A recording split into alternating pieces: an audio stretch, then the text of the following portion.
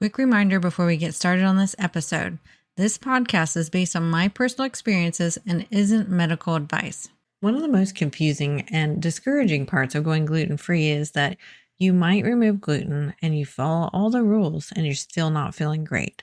This is very, very common for those who have just first gone gluten-free, or you may be one who have been gluten-free for a bit, but you still aren't feeling as great as you feel like you should because you're eating foods that are technically gluten-free, but you might still feel bloated, foggy, or uncomfortable. Today, I'm going to talk to you about what the gluten-free foods are that actually can hurt your healing and have hurt my healing, even though they're considered safe. And this episode isn't about fear or restriction. It's about understanding your body and giving yourself permission to listen to it. Stick with me until the end because I'll share the biggest mindset shift that helped me stop chasing perfect gluten-free eating. Let's dive in. Welcome to the Gluten-Free Engineer podcast. I'm your host, Carrie Saunders. In 2011, I was diagnosed with celiac disease, a moment that changed everything. But I was determined not to let it hold me back. With my 2 engineering degrees, I set out to reverse engineer the gluten-free lifestyle, breaking down recipes, safety tips, travel hacks, and everything in between to rebuild a life I love. Whether you have celiac disease, gluten intolerance, or simply choose to live gluten-free, this podcast is for you. Join me each week as we simplify the gluten-free lifestyle, make it fun, and prove that you don't have to miss out on anything. Welcome back to the show. Today we're talking about how do we get to heal our gut, even if we're following all the rules and being gluten-free, but we still don't feel that great, or we've just started being gluten-free and we're not seeing the healing we want to see very fast. And gluten-free does not always mean healing-friendly. The gluten-free labels only tell you part of the story because your gut might still be inflamed or sensitive, and you may be eating gluten-free foods that are irritating your gut still. Healing happens in stages and not overnight. I've talked about this a lot on the podcast. For me, I felt like I was feeling better about every month or so. I would see this new stage of healing. And if I'd had the information I'm going to talk about in this podcast, I feel like I would have healed faster because I didn't know all these things back then. It was like over 12 years ago or so, actually more like 14 now. And so I want to help you heal faster. And it's very common. This is not a personal failure. It's just a new way of life, a new way of changing our food. And we might need to be a little bit more attentive to our body and potentially more restrictive at first. And this is temporary so that you can heal your gut and get back to normal. So one of the things that is really an easy thing to do when you first go gluten-free, or you may have been gluten-free for a bit and you still do this now, is eating a lot of ultra-processed gluten-free replacement foods. We talk on this podcast about eating as close to whole foods as possible. And this is one of the reasons, because gluten-free breads, baked goods, crackers, all the processed foods, pastas, while those are technically gluten-free, if your gut is not healthy yet, not healed yet, it's going to potentially cause you issues because it uses heavy use of gums, starches, and fillers. And these can cause bloating, gas, and discomfort. They are filled with soluble fibers that ferment in the gut. And if your gut is still damaged or inflamed, then that can cause gas, bloating, and cramping and cause you some discomfort. So when people tell you when you go gluten-free, you should feel great in your, gut area. If you're still eating heavily processed gluten-free foods and you're having gut problems, you might want to cut back on that. We're going to go into a little bit more details as to why in this episode, because many of these gluten-free products contains ingredients that are high in FODMAPs. You may have heard of the FODMAP diet. It's a temporary diet, so don't worry about that. It's not like we're going to restrict stuff forever, but it is something my doctor put me on. I would say it was probably 10-ish years into being gluten-free. I was saying I still had issues. So even me, being very strict gluten-free for over 10 years, I was still having stomach issues. And it was some of the FODMAP diet, or some of the FODMAP foods, I should say. So this episode is more about let's learn and heal and learn about what makes us feel good. So don't feel like I'm trying to restrict you here. I just want you to feel better because then you can add back in these foods. So just keep that in mind when we talk about this. Because these foods rely on, like I said, gums, starches, and fermentable fibers to mimic that gluten.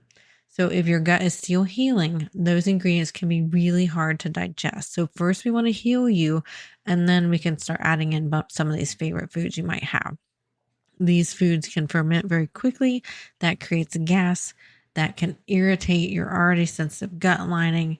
So even though they're gluten-free, they may not support your healing early on, or even like me, where I had been gluten-free for a long time. Removing some of these helped accelerate my healing even faster, even though it'd been like 10 years. So even though these foods are convenient, they can be getting in the way of you feeling good. That's the short version of the story here.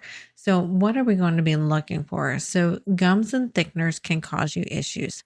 Xanthan gum, guar gum, carrageenan, those can be really hard to digest. They can irritate your already inflamed gut. Some of the high fiber ones too can really irritate your gut. So please listen to your gut. If you're having trouble, back off of the gluten-free processed foods, go to more whole foods and heal. And then you can add back in some of those favorite processed foods that you like, because we don't want to be deprived, but we also want to feel great. So one thing I found out that while, there are a lot of gluten-free grains, there were some that did not work well for me at all. The first one I found out was brown rice. Anything made with brown rice, especially when I first went gluten-free, really irritated my gut. So I couldn't get like brown rice pasta. I couldn't eat brown rice.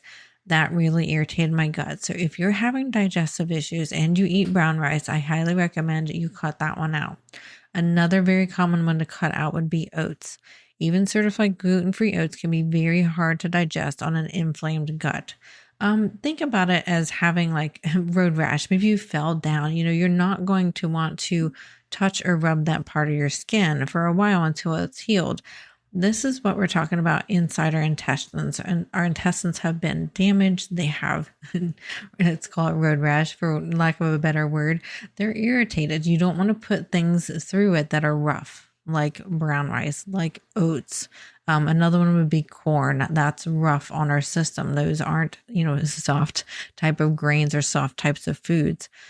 So those grains have, these protective mechanisms on the outsides of them and in them that help them survive in the wild, and putting them in our digestive system is an irritant for it.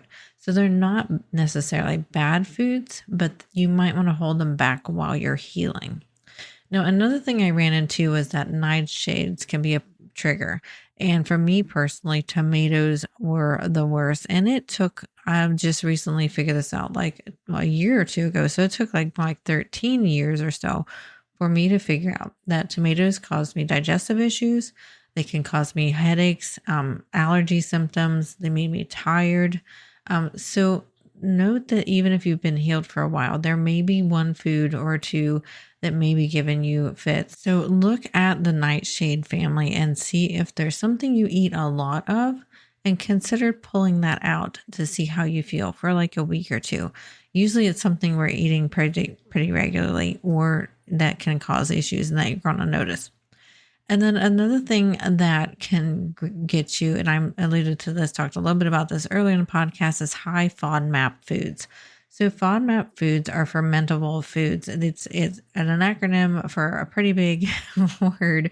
So I'm not going to try to pronounce it, but you can look it up, and we've definitely linked to it in our show notes, to a great PDF that my doctor gave me when I was still having gut issues. It was about 4 years ago. And one of those items in there that I know really bothers me now is soy. So soy is in a FODMAP family. Basically, these can create your gut to be fermenting, cause gas, bloating, and irritation. And a lot of people are sensitive to certain versions of these foods. So we have a link in our show notes at theglutenfreeengineer.com for this PDF from Stanford. It's a great little summary PDF. Again, this is a temporary thing. You want to go off FODMAPs, follow the directions for several weeks, and then you want to add in one at a time, maybe your favorite foods first. So for me, I found out that apples, I don't deal well with a high volume of raw apples. Now I can deal with apple pie, thank goodness, ones that are cooked, but raw apples give me fits. Now that my stomach is more healed, raw apples aren't a problem anymore. So this is all about getting us healed, not restricting our diet. I want to stress that so much because I know when we go gluten-free, we are like, oh my gosh, I can't eat anything. Well, I'm just, letting you know, this is temporary. We figure out what bothers us and we put back in what doesn't. And these can also include dairy products or in the fermentables.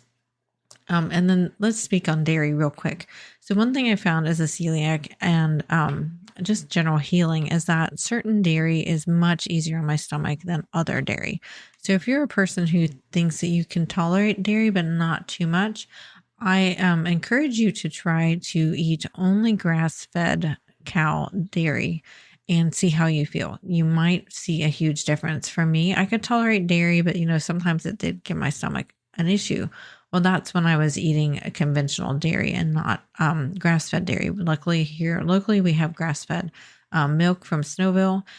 We also get the Kerrygold butter, which is a grass-fed dairy. And then I like to eat raw cheese. You can look in your local stores to see if you can find cheese that says raw cheese on it or from grass-fed cows. Much easier on your stomach. So if you have trouble with dairy, that's something you can do. And again, dairy is in the FODMAP list of holding off on that for a bit. There's a certain types of dairy you can eat, and then other dairy they want you to hold back on while you're on that FODMAP diet. So if you're having lots of issues, I would go to the FODMAP diet and try it for a few weeks, like I said, and then add in what your favorite things are to make sure they aren't bothering you. And you're going to really feel much better. You're going to really heal your gut with that one. And so what you want to do, let's just get down to it. What actually helped heal my gut? Temporarily focusing on whole, simple foods, one ingredient foods can really help you heal. You may only need to do this for a few weeks to a month or two. So don't think like this is going to be like for your whole life. You might want to rotate some foods instead of eating the same thing daily, just to give your digestive system something different, maybe something a little easier or variety, so that we're not weighing on it too heavily. And then we want to reintroduce food slowly and intentionally. And like I said, start with the ones that are your favorites so that you're enjoying your eating, so you're enjoying your life, because we want to be happy. Our food is our fuel, as well as sometimes our happiness too. So we want to be introducing food slowly and intentionally. And I like to start with my favorites first because we don't want to feel deprived, right? And then I want you to track symptoms without obsessing over them. Notice how your body feels when you try, re-add in a food.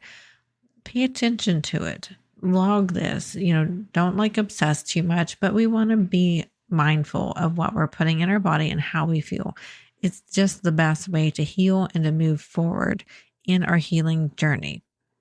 So if you're not already on our newsletter, go ahead and jump on over to the glutenfreeengineer.com and click on that newsletter link at the top and sign up. We send practical tips in our newsletter. Right now, we're sending them every other week. It's not a high volume newsletter, so don't worry. We're not going to bombard you with a ton of emails, and we'd love to have you in our community over there.